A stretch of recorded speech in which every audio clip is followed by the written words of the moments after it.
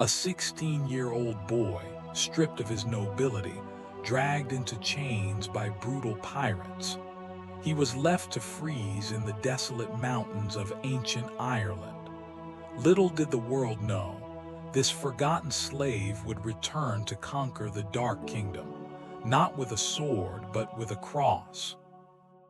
Born in Britain during the twilight of the Roman Empire, Patrick's early life was comfortable, yet distant from God.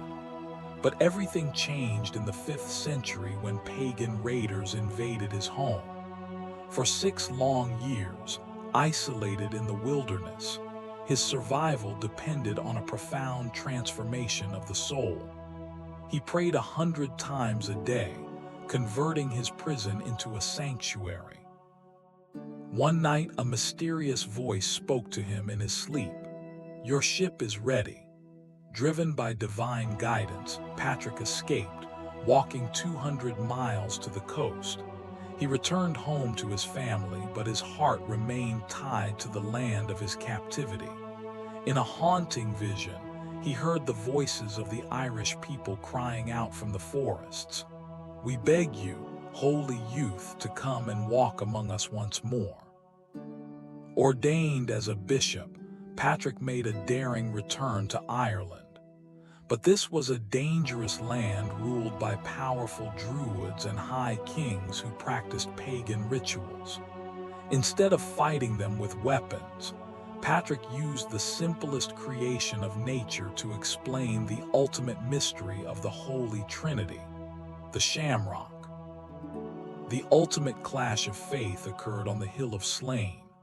It was the night of Ostara, a pagan festival where the High King decreed that no fire could be lit across the land under penalty of death.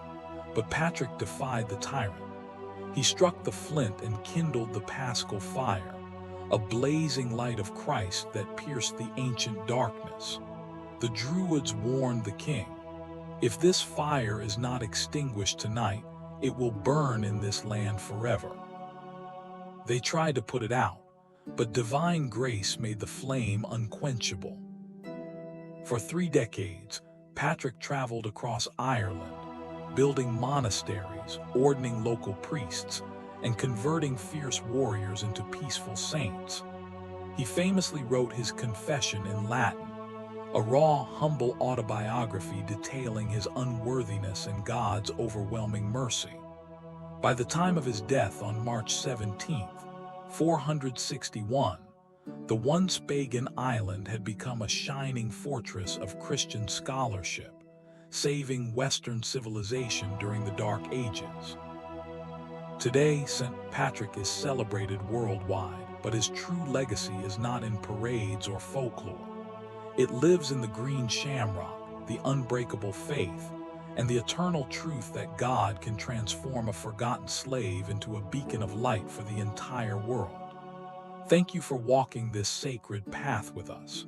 If you found inspiration in the lives of the saints, subscribe to the Journey to Sainthood and leave a comment below about which saint we should discover next. May your own journey be blessed.